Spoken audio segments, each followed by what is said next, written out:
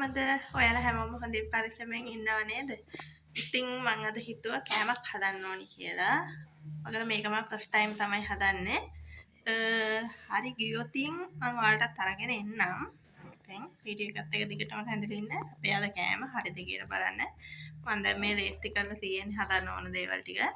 හදලා බලමු අපි හරියයිද කියලා. වීඩියෝ එක ඉවර වෙනකම් බලන්න. හරි ගියොත් ඔයාලටත් අරගෙන එන්නම් මම. ඔන්න ඉතින් මම හැදුව කෑම එක හරි ගියා. මම අද හදන්නේ මොකද්ද කියලා කිව්වේ නෑනේ. මම හැදුවේ මිල්ක් මේඩ් වලින් පුඩින් එකක්. මේකට මම අමුද්‍රව්‍ය දෙකයි ගත්තේ. බිත්තර දෙකක් ගත්තා. මිල්ක් මේඩ් කිරි ගත්තා. තව වැනිලා ටිකක් ගත්තා. එච්චරයි මම ගත්තේ. මේ අමුද්‍රව්‍ය ටික දාලා තමයි මම අද පුඩින් එක හැදුවේ. අපි බලමු කොහොමද හදාගන්නේ කියලා. මම මුලින්ම බ්ලෙන්ඩර් කප් එක අරගෙන බිත්තර දෙක කඩලා ඒකට දාගත්තා.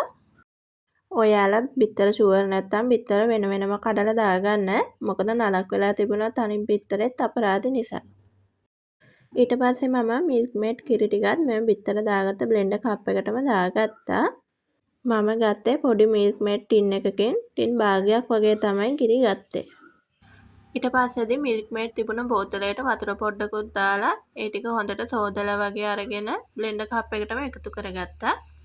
මම මේකටම වැනිලා තේ හැඳි දෙකක් වගේ එකතු කරගත්තා. ඊට පස්සේදී මම මේ ටික ඔක්කොම විනාඩි 2-3ක් වගේ බ්ලෙන්ඩර් එකේ හොඳට මික්ස් කරගත්තා.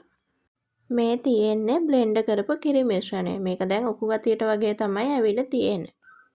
දැන් මම තසිමක් අරගෙන ඒකේ ඇස්ට්‍රා පොඩ්ඩක් ගාලා මේ මිශ්‍රණය එකට දාගත්තා.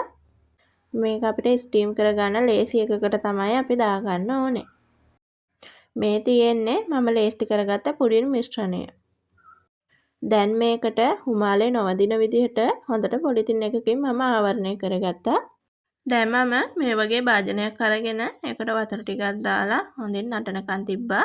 ඊට පස්සේදී අපි ලේස්ති කරගත්ත පුඩින් මිශ්‍රණය ඒක ඇතුලෙන් තියලා විනාඩි 45ක් වගේ හොඳින් ස්ටීම් කරගත්තා.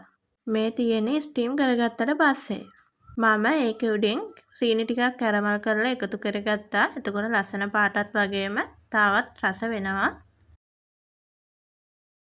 ඊට පස්සේදී අපේ පුඩින් එක හොඳටම නිවෙනකන් තියලා ඊට පස්සේදී මම මේක ෆ්‍රිජ් එකෙන් තිබ්බා බැය 3-4ක් වගේ. එහෙම තිබ්බහම කූල් ගතියත් එක්ක මේකේ රස තවත් වැඩි වෙනවා.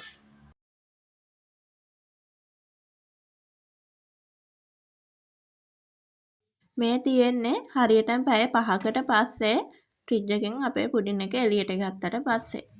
දැන් නම් හරිම රස පාටක් වගේම සුවඳක් තමයි මේකෙන් එන්නේ.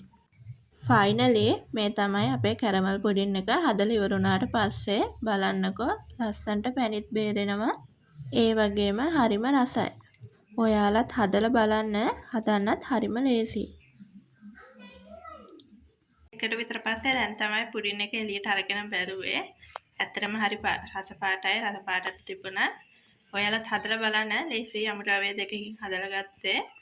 එහෙනම් ඉතින් අදට ගිහින් එන්නම්. හැමෝම සතුටින් පරිස්සමෙන් ඉන්න හොඳද?